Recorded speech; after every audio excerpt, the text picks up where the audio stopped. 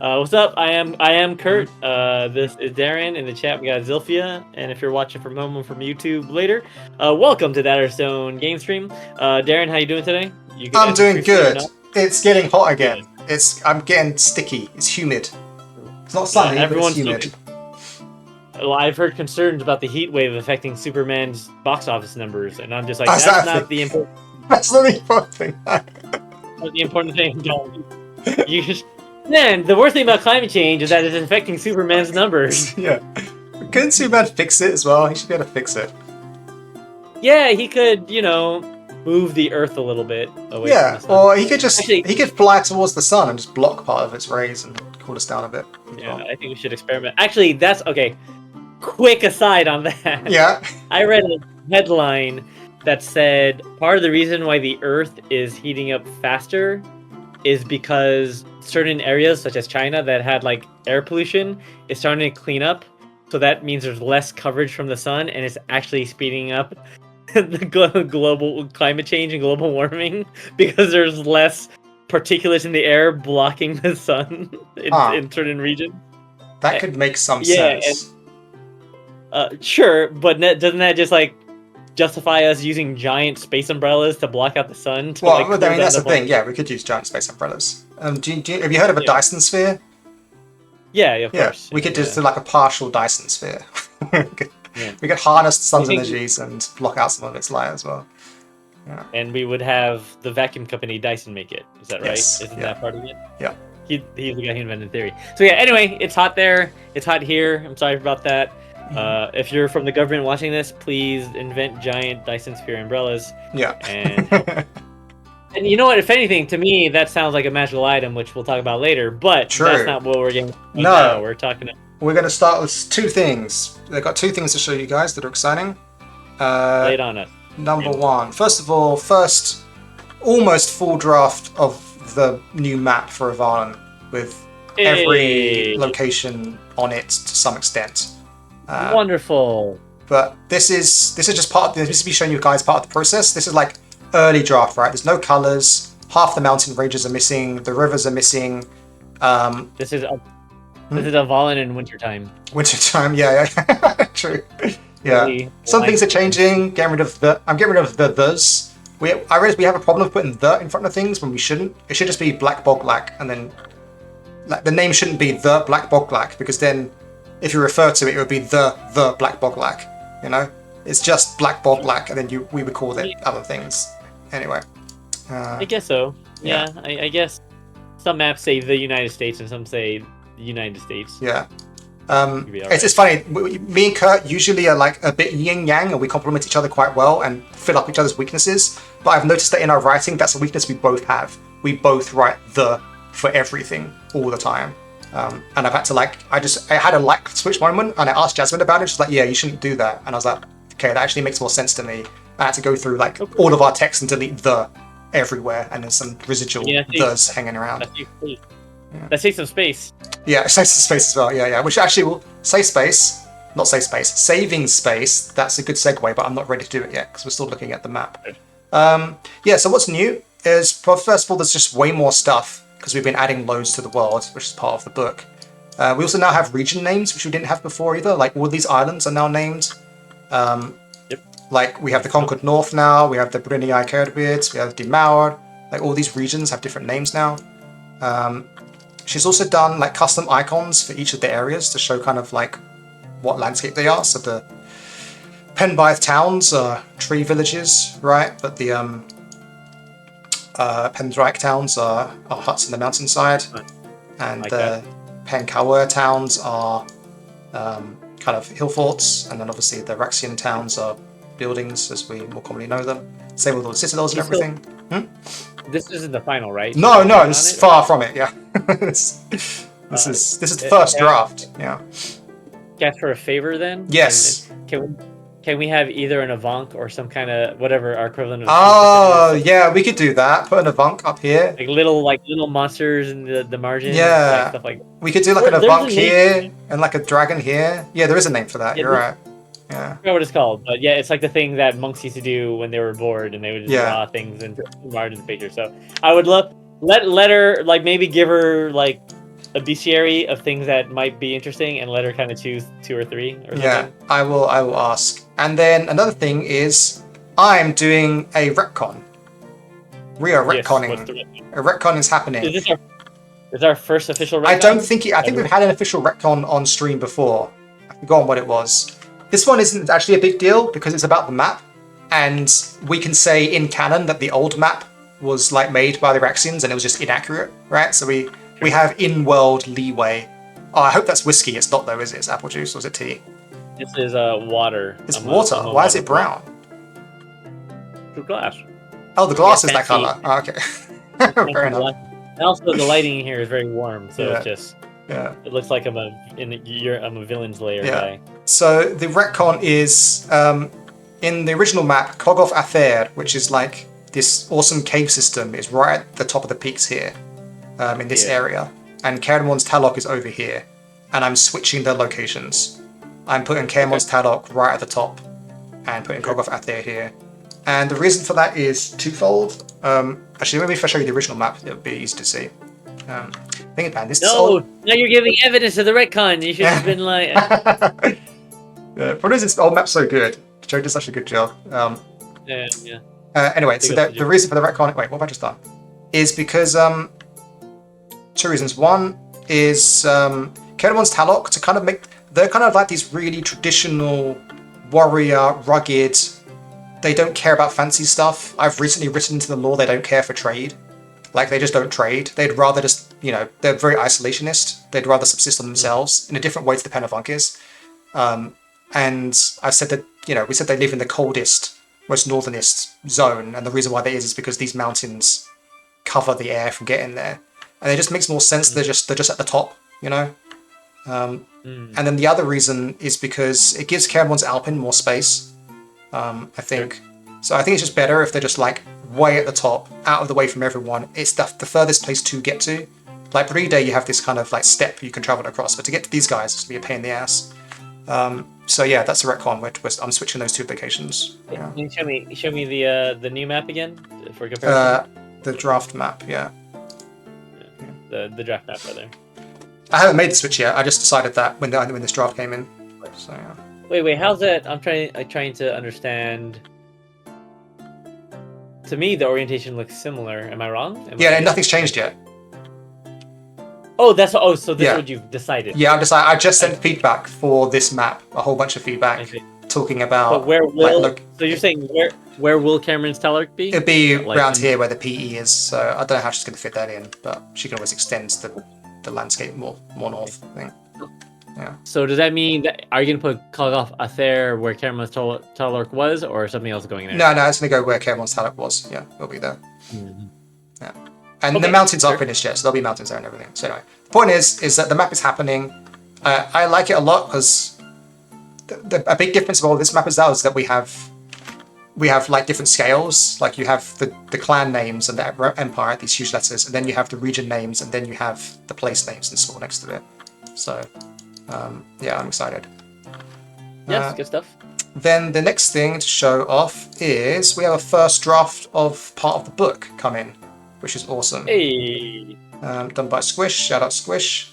And starting with the Penkawa clan, this is what the book will look like, at least somewhat anyway. But there is going to be some changes, and one of them is a big change. And this is me showing you what the book will look like a little bit because it's cool, but also to show you the process as well because something big has to change, and I'll explain that in a second. But yeah, big tables, the character creation, clan lore, clan locations, including a map subset will be here when the final map is done as well, and then all the locations. I love this mask he's done. That's great work there. It looks amazing for Valonium. I see. Yeah. And then obviously next clan, and so on and so forth. And I looked at this and I thought, this is amazing. I don't really have any changes. The only changes I initially thought of was that I don't want these knotworks to be on the chapter opening pages, that they shouldn't be here. They shouldn't cover up artwork and things like that. They should only be on like normal pages like this. And then I was like, okay, cool, that's great then. But then I realized there was a big issue. And the big issue is, how many spreads are there? Penavuk clan here has 1. 2, 3, 4, 5 spreads. Now, if you go back 30, 40 episodes of this series, you'll know that I calculated how big the book would be based on writings we've done in Against the Fairy Queen and how much I wanted to include in the book. And then Kurt and I have been doing a good job of roughly sticking to that. We have kind of overwritten for the clan sections, but I did have an estimate for how long these clan sections should be. And my estimate was 3 spreads. Which means, at this current rate of how big these books are, because the 5 spreads instead, we'd be adding between 75 and 125 pages to the final book, which would make it a 350-page mammoth tome, which I can't do. We're not able to do that.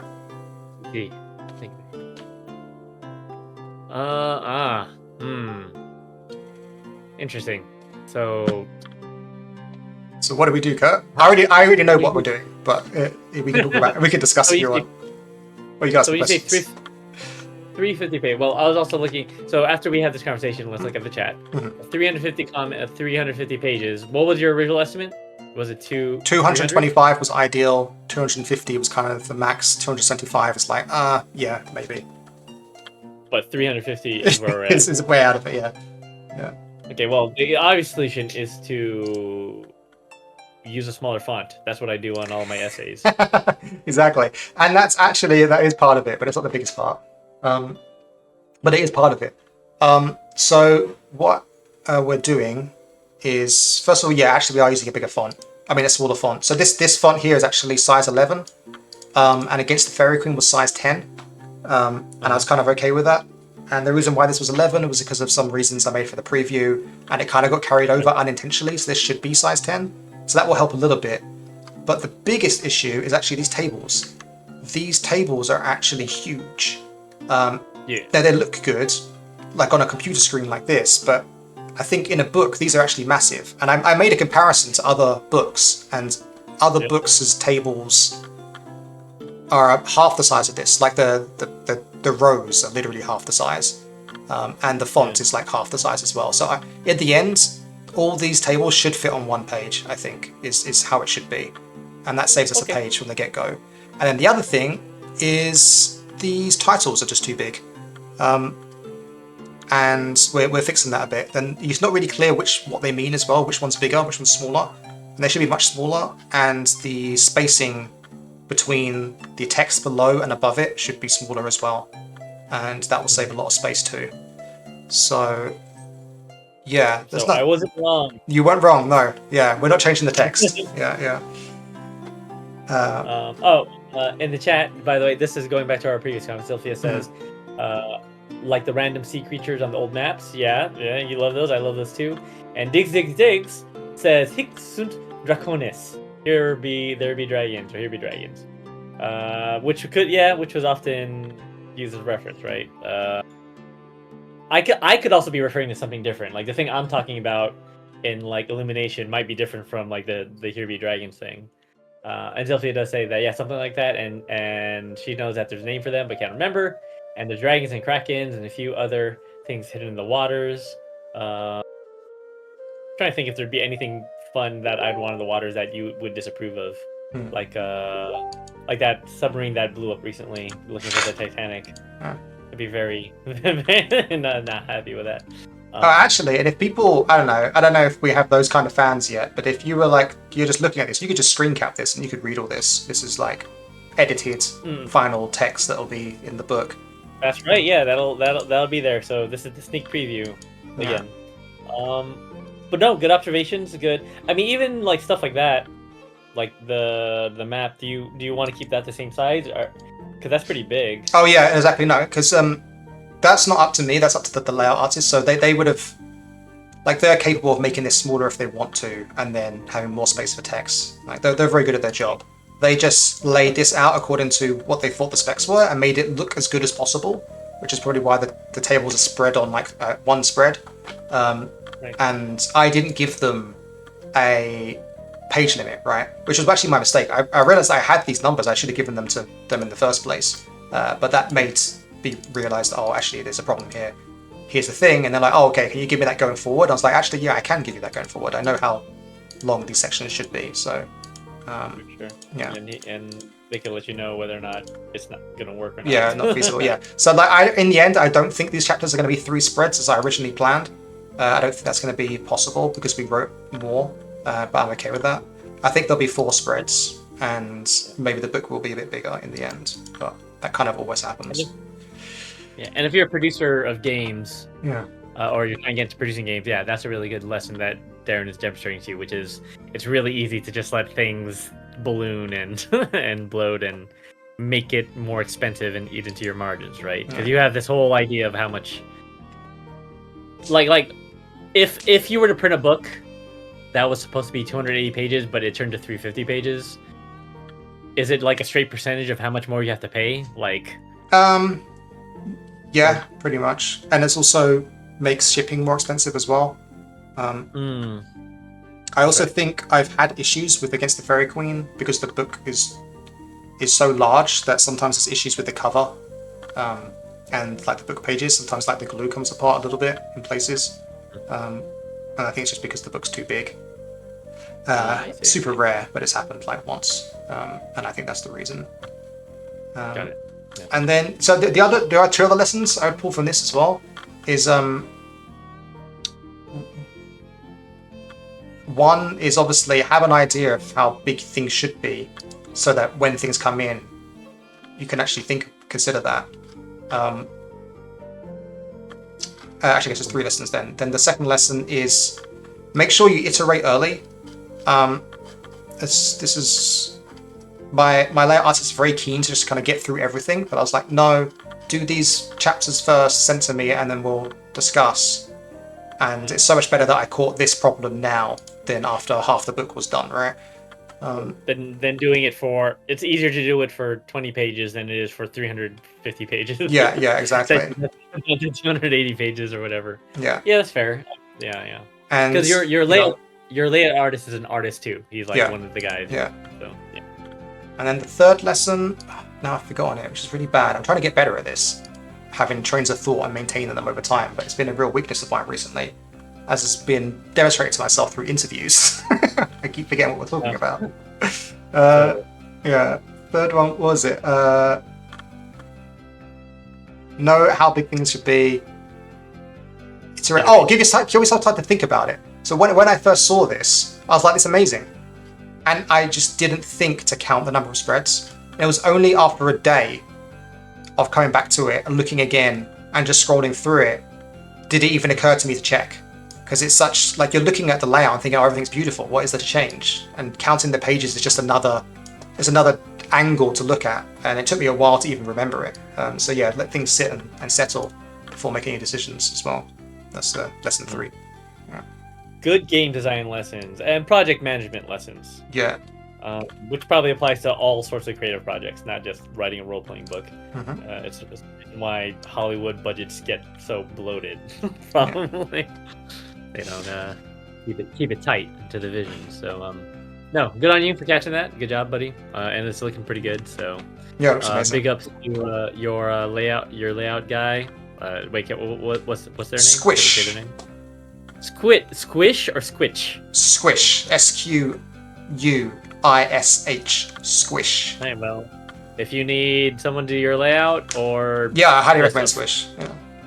Or a friend who sounds like they could be a layout artist or a drug dealer, then call Squish. That sounds that's a very fun name. Cool, man. Yeah, good stuff. So today we are moving on to legendary artifacts, which is exciting. It's the penultimate chapter for the book.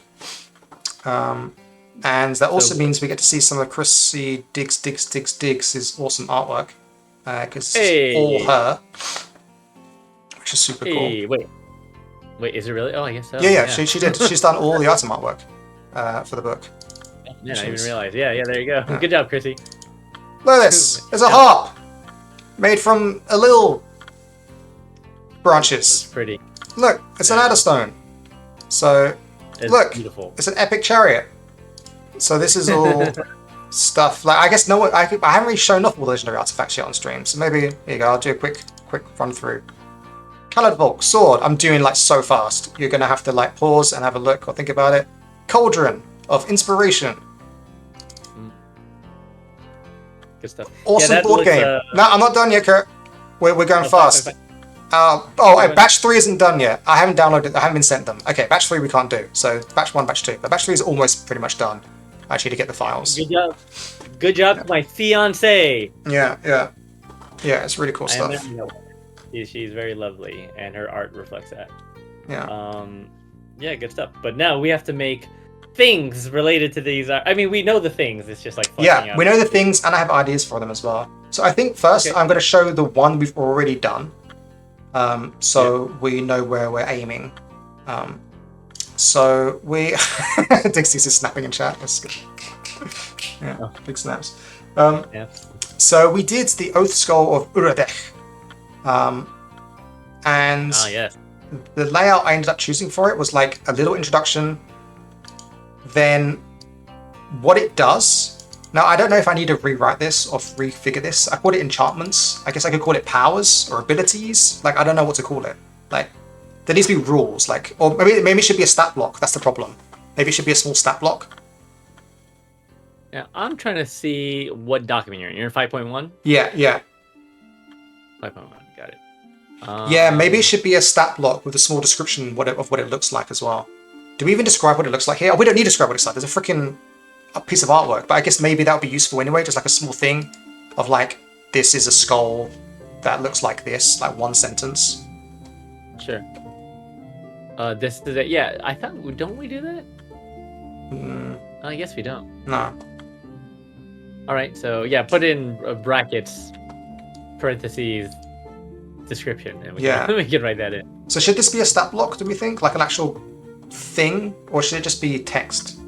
Before, I've just done text for legendary items and things like that. But I like stat blocks. Okay, well, my gut says I like stat blocks personally, because even though you have the text and it's descriptive of it, there's something satisfying for the game master to have it quantified a little bit. Yeah, but I mean, there's not going to be much. Like, it's like, what's it going to be? It's going to be 3 lines. It'll be like, but maybe they're still useful. It'll just be like description, powers, and then maybe one more thing. Like, I don't know. Like, do legendary artifacts need type lines? Maybe, because it could be like a sword, shield. Yeah, I mean, I guess the things I want to know about an item are like how its size, roughly. Right. Yeah. Yeah. Like let's just think. Like, if you get an item, what do you want to know about it? Like its size, possible weight, roughly, and you can be loose about that, right? Yeah. You don't have to say like for, whatever it is for. How do you weigh things in Britain? Not pounds. You say pounds? Yeah, we say pounds. We say pounds. Britain's actually a mess when it comes to measurements. We do both pounds and kilos. Yeah. Kilo, okay, sure. So kilos feel kind of weird. Yeah. Like a kilo of skull, but So would you put that in description? Would you like write a little description for it? A small skull with engravings on the side, weighs about, blah blah blah blah. Like. I would make. My gut tells me I would put the numbers in sort of like that like if there's a stat block type thing. Like if especially if it deals damage, like +5 damage, large weapon. But that would be under powers, right? That would be like what it does, or abilities or whatever. I guess so. I tell you what, I'll look more into this other time, see how other games do this kind of thing. But that's something I definitely need to think about actually. Yeah, and making it consistent with like what other, because the stat block is mostly for 5th edition players, right? I imagine too. Like, they like that kind of thing. Yeah, I mean, I use stat blocks for creatures and people, but I haven't done it for items before.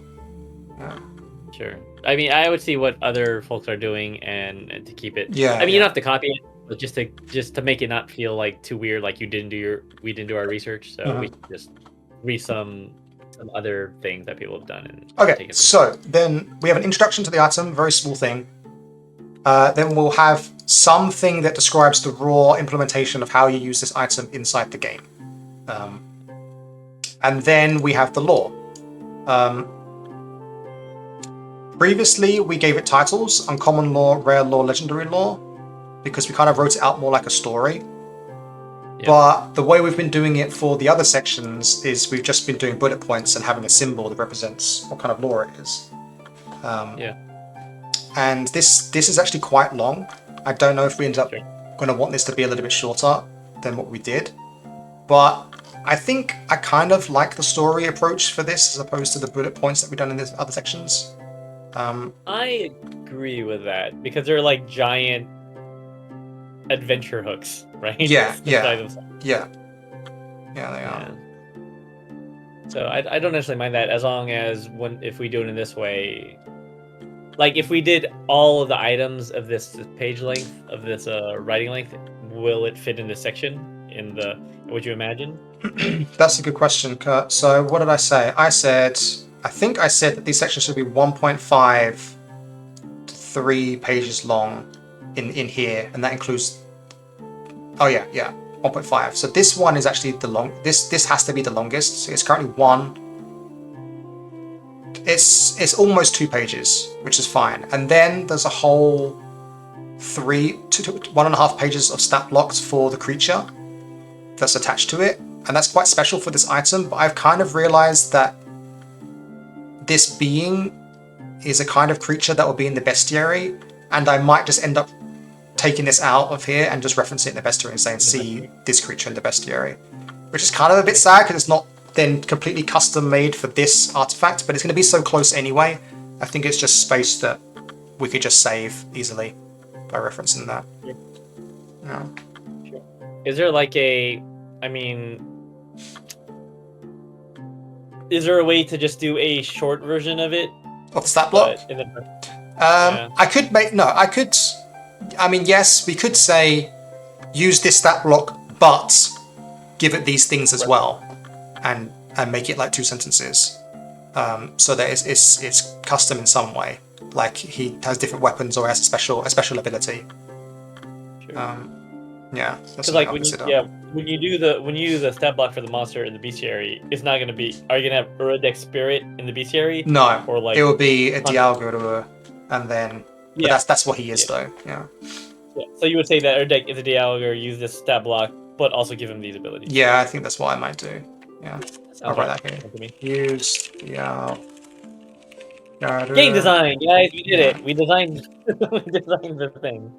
Block. What's up, Jim Town Laundry? Welcome back to the chat. How you doing? You got a redhead I can't see that redhead. I don't know what that is. Oh, writing it down. Taking notes. So it's a short stream today because I have to go in about 15 minutes. We have 15 minutes to do something, and then we'll continue next week. So we can pick a random item to work on. Random item. Yeah. We say it many times fast. I guess we have 3. Because we have the art. I want to use the art ones that have the artwork for them. So we have Catavolk, the swords, Cauldron, board game, and Adderstone, Chariot, or Harp. What takes your fancy, Kurt? Either harp or board game, because I love music and games. Those are the 2 things that. Okay, then I think the board game's going to be difficult, so let's just do harp. Sure. I think I'm right there. So let's work on the harp. Yeah, well, okay, fine. I'm like, no, actually, I tell you, difficult. You want to do a difficult one? Okay, well then maybe we can let's read the board game and then maybe we can pass. It's funnier. Yeah. It's funnier if it's harder. Okay. You have a lap harp. You have a lyre at home. Ooh, that's cool. All right, then let's look at the board game then and make you regret it. Especially because I can never say the correct way of saying the Welsh board game. Oh yeah. So I'll read this out for you. Court of Pebbles. These are notes. This is not text for the book. This is just all the notes I have on this object so far that we've written through streams and through art briefs and things like that. First of all, look at this gorgeous artwork. It's amazing. Thank you, Chrissy. Thank you, Chrissy. The Gwyth Bwyll of Gwenddole ap Cadio. So that is a mouthful. So this item is based on a treasure in Celtic folklore. So this isn't our name. This is from the folklore. It is a board game of gold and silver.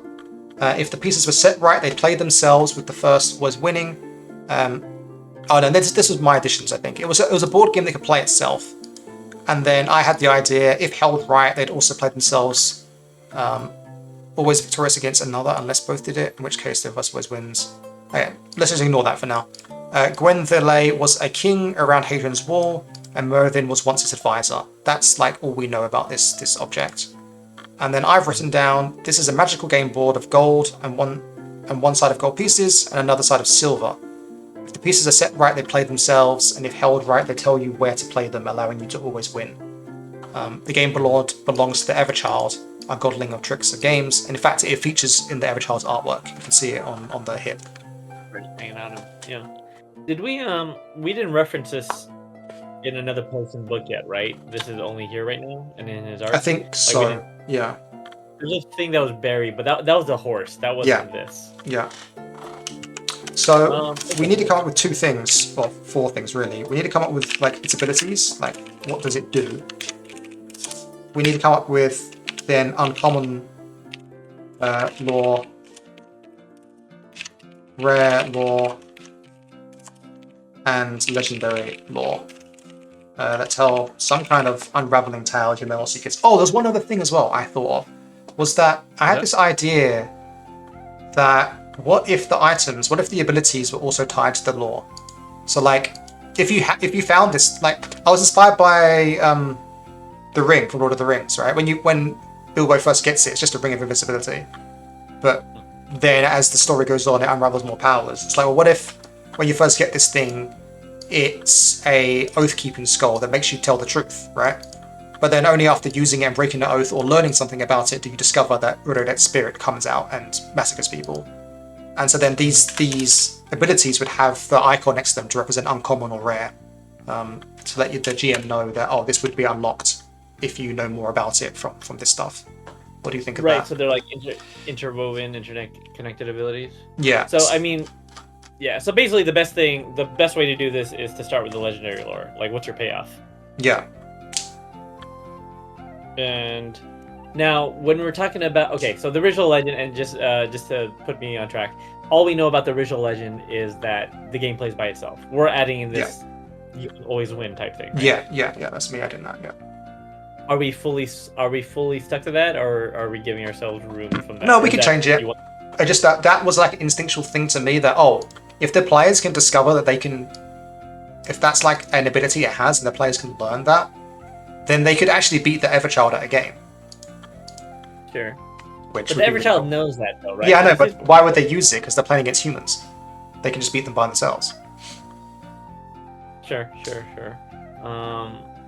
Also, okay, the other question there is, and again, it might be, so this is just me playing Ever Stranger's Advocate. Yeah.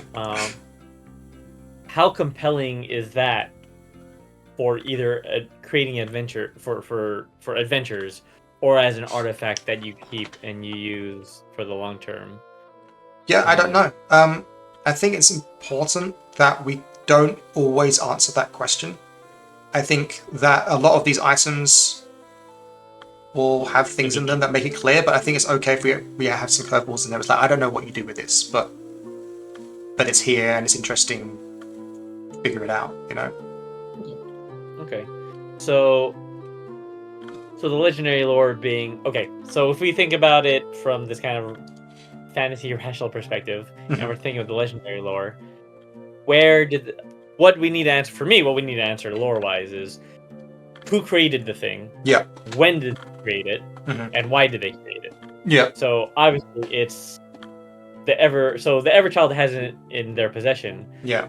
Are they the creator of it? I think no. Okay, so if not, who created it? I think this is where we get to be really cool because we've done our homework and we get to go to the court of Pebbles and see who's around. Okay. And I know there's some crafters in there, right? And some game people. Okay, so like a mentor type person. So, yeah, maybe. Or you see, go on. it could either be a mentor from before the Everchild or someone in their court after the Everchild, and they have a penalty for it. I think, my initial instinct was someone in the court made it, and then the Everchild liked it and kind of wanted it, and so they played for it and won it off them. And I don't know, maybe that's a bit mean. Like kind of like when when you're a kid and you got your Pokemon cards out, and the other kid trades you or plays you for a card, and you don't get a fair trade, but you kind of say yes because it's fun to do that, and you don't realize till afterwards that you really regret it. I feel like the Everchild kind of got someone, and it feels bad. Okay, but we just also have to make sure that whatever the story is doesn't counteract, because it doesn't make sense for whoever plays first to be able to win. Yeah, but true. then they lose against the Everchild, right? Yeah. Which I think it's a compelling story, but it just has to. We can't change it. I don't know. Yeah. Okay, so we think it's not the Everchild. So who in this court would you want to make this item? I'm okay with. Let's go have a look. I have some people in mind probably, but I want to go back and look too. No, not Avallen secrets. We want Noon secrets. A Noon secret. And then it's Realm of the Everchild 4.2. Yeah. How you doing on time, by the way? You got like 7 minutes? Yeah, 10 minutes. Yeah. Yeah, we're speedrunning this though. Yeah. I mean, it could be. Let's hear. Gwydion, no. Olingus. Who's a? Oh, it's Krithne's craft shop. He invents tools, weapons. Should be inventing games as well. Toys. We say inventions, tools, and weapons, but should there be toys in there as well? Do it. See, we did it. Inventions creates inventions, tools, and weapons. Which one of those should I take out? Just inventions. I think maybe inventions. Everything's technically an invention. Yeah. Toys. Yeah. Then we can say that all houses enjoy. Yeah. Although that makes no sense in the context of online. Yeah, that's fine. Okay.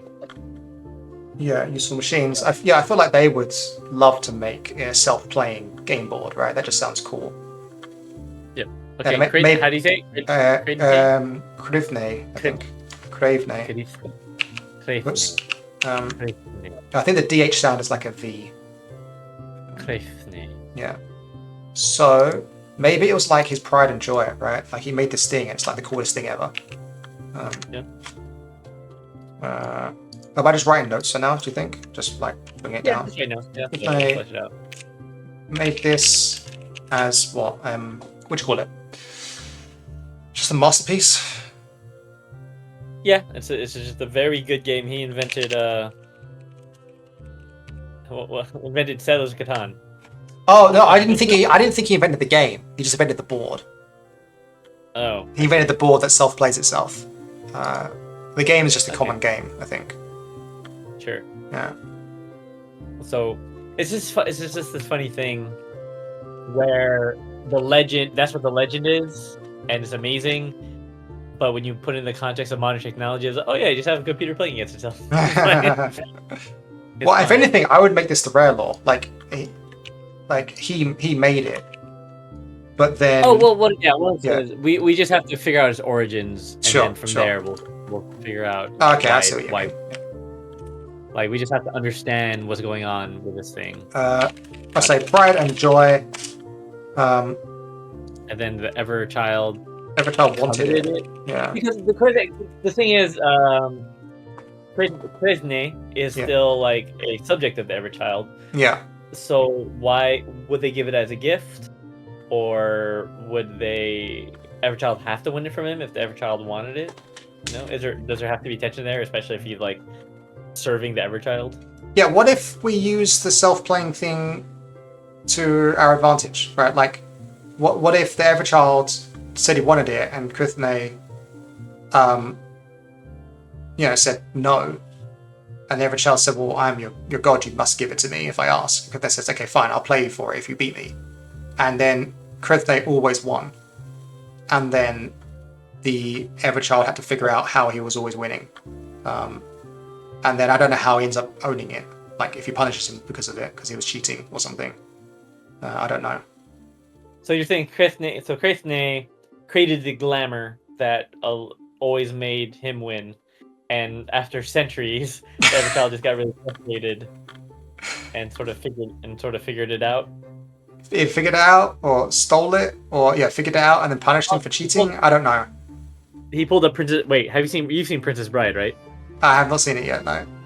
Oh God! Sorry, I know. It comes up like once every 2 months. Hey, can you do me a favor? Just watch Princess Bride. Yeah, I know, man. I know. I'll find it. I'm gonna write it on my to-do list. I'm really busy this week, but I'll put it on my to-do list. Yeah, just eat it over dinner. Just watch Princess Bride. Watch Princess Bride. Yeah, but there's a famous scene, which I guess I won't spoil if you've seen Princess Bride. But there's a battle of wits. Which is basically how I imagine this happens. So there's it's not quite the same thing, but there could be a kind of reversal of I know, Sophia. I know. It's bad. It's bad. And then after that, the following week, watch Stardust. Is that right, Sophia? Stardust is like... What the hell is Stardust? I never even heard of Stardust. That I haven't heard of. I've heard of Princess Bride from cultural osmosis, so it sounds pretty important and significant, but I've never heard of Stardust. Stardust is like the spiritual successor. The only problem with Stardust is that it's like Neil Gaiman, who's, problematic nowadays. Yeah. But it's still, by nowadays, I mean he's problematic because he's a piece of shit. Yeah.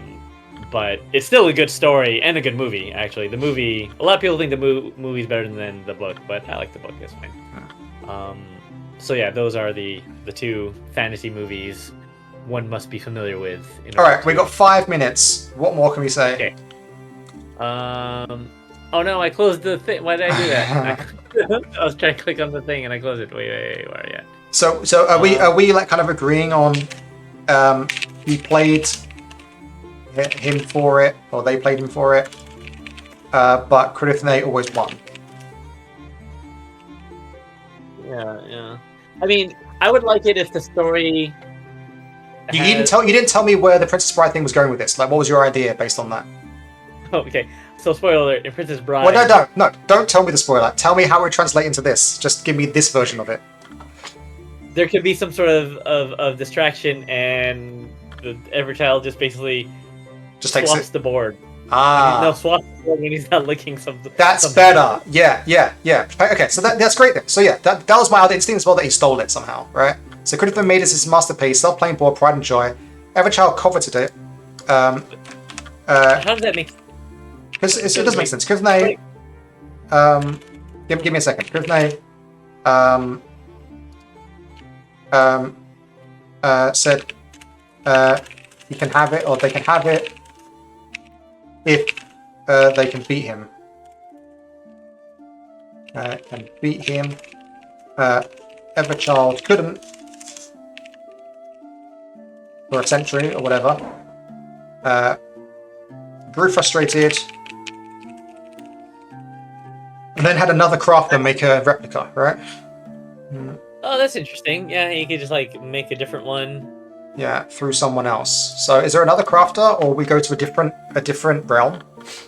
I think the Everchild just makes it themselves. Makes it themselves? Yeah. Is it not more interesting if we get another Fae involved, though? It can, but it takes agency away from the Everchild in this story.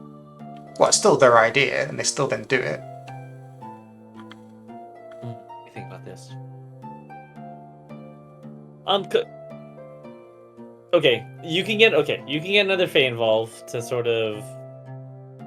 If you got another Fae involved, Tilbith involved, who would you want to get? It'd be from another court, I think. Probably be from the Everfather's court. One of the crafters from there. They're very good at that kind of thing. Could also be the. It could be the House of Doom. Who can predict the future. Okay, but anyway, I will leave it as you said. That grew frustrated. Spends another century crafting a replica, and maybe that's a legend.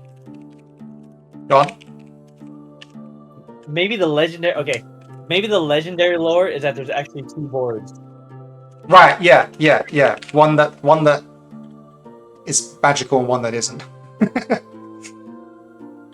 Or it could have a different dynamic, like something that I think is interesting. I think I brought up this idea before, but I'm not sure if it works. I love the idea of like war games. Have we used that ideal already? Like games that predict or simulate like real life battles. Real what? Sorry. Like, isn't there a legend where the board game kind of simulates or emulates warfare that's going on in the mortal world? Oh, I see. I feel like that's a story we talked about before, and is a thing that's from. But I have to go now, so I'm going to say that there are two boards, one that always makes you win and one that always makes you lose. Something like that. Oh, sure, yeah, and they're basically identical. Yeah. That not even Everchild. Yeah. All right, let's. And then obviously the irony of it is then the Everchild, if they wanted to, they could just made their own one in the first place. Right. But the point was they wanted to get Krivnays. Got it. Yeah. The worst part about that what you just said is basically all of the important stuff just got blurred out for me. It's just like it was complete blank. Oh really? I was like, but it's not your fault. It's my No. connection. So okay, that's fine. I'll watch the YouTube video later. So next week we have to do the abilities, and next week will be a much longer stream as well. But I have to disappear now. Okay. Short stream, short and sweet. Thank you everyone. Thank you for joining the stream, guys. And we'll see you next week. Yeah, take care. Thanks, Sophia. Thanks, Diggs. Bye. Thanks, Jim. Later.